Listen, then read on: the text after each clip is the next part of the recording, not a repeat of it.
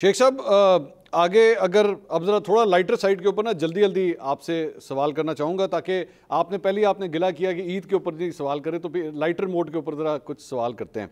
अगर आपको नवाज शरीफ साहब का फ़ोन आ जाए, आज ईद वाले दिन आपको फ़ोन आ जाए, तो शेख साहब क्या कहेंगे उनको, क्या पैगाम देंगे उन्हें? भाई मैं मुसलमान हूँ, ईद की मुबारक कोई दे तो मैं मुबारक। फ़ोन ये तो नहीं देगा कि मुझसे गले मिल ले सयाद, वक्त भी है, मौका भी है, और no no no no no.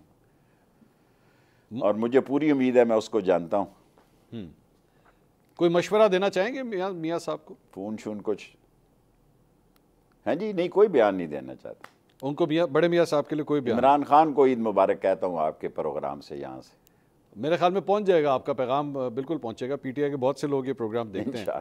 अच्छा, ये बताइए, शहबाज शरीफ साहब को अगर कोई पैगाम देना हो आप इस हमारे चैनल के जरिए, तो वो क्या पैगाम देंगे उन्हें? कोई तजवीज़, कोई पैगाम, मशवरा? मैं उनको पैगाम देना चाहता हूँ कि पाकिस्तान जो है उसके हालात इंतहाई तकलीफ़ दे हैं। गरीब आदमी आपके दौर में ज़मीन बोस हो गया है। अगर कुछ नहीं हो कर सकते तो इक़्तिदार को छोड़ दो। आसिफ अली जरदारी साहब, उनको क्या मशवरा देंगे, पैगाम? आसिफ अली जरदारी साहब को मैं यही मशवरा दूंगा कि काफ़ी आपने खेल लिया है और इस मुल्क के नुकसान में आपका हिस्सा भी पूरा है। अच्छा, अब जाहिर बात है उन्होंने बिलावल का पूछा ही नहीं आपने। मैं उधर ही आने लगा था, मैं सर उधर ही आने लगा था, क्योंकि अगली जनरेशन तो आ गई है ना अब उनकी। बिलावल साहब के लिए क्या मशवरा होगा आपका? उसको मैं ईद मुबारक दूंगा।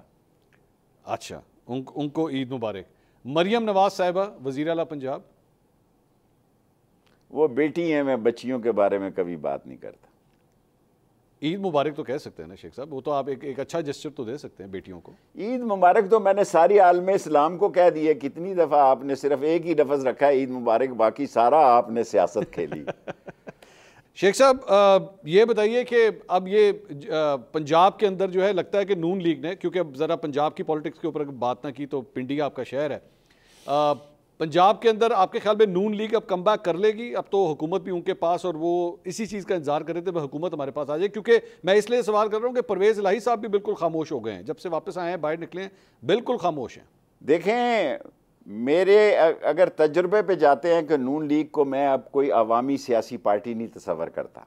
अच्छा, जो हाल बेनज़ीर की शहादत के बाद और उसकी हुकूमत के बाद पीपल्स पार्टी का पंजाब में हुआ, यही हाल नून लीग का होगा। मेरे सारे डिवीजन में मैं नहीं समझता कि वो, मैं अपने पंजाब में हूँ, मैं उनकी पोजीशन बड़ी बड़ी बड़ी बड़ी ही ख़राब देखता हूँ। जितनी ख़राब आप समझ सकते हैं, गाली गलोच की हद तक लोग गए हुए हैं। शेख साहब, हनीफ अब्बासी साहब आपके यहाँ से जीते, वो नहीं जीते जनरली, वोट लिया सर उन्होंने। आप खुद फैसला कर लें, अगर आपका दिल पे हाथ रख के फैसला करें। सर मैं तो लौरिया हूँ ना, मुझे तो पिंडी का इतना नहीं पता, आपको बेहतर पता है, पिंडी बॉय तो आप हैं। आपको सारा कुछ पता है मंसूर साहब, आपको बड़े घर का भी पता है। सर बड़े घर का जितना लेकिन आपको पता है ना, उतना तो मेरे ख्याल में पाकिस्तान में किसी को नहीं पता, जितने साल आपने लगाए हैं। मुझे गेट नंबर 4 की हद तक पता था, ये नए गेट बन गए हैं कोई। अच्छा, नए गेट भी आ गए? जब मुझे पता था वहां उस वक्त गेट नंबर 4 से ही जाया आया करते थे। अब तो इतने गेट बन गए हैं, कोई पता ही नहीं लगता कौन किस गेट से घुस गया। शेख साहब, आपकी गेटों में एंट्री बंद कब हुई वैसे?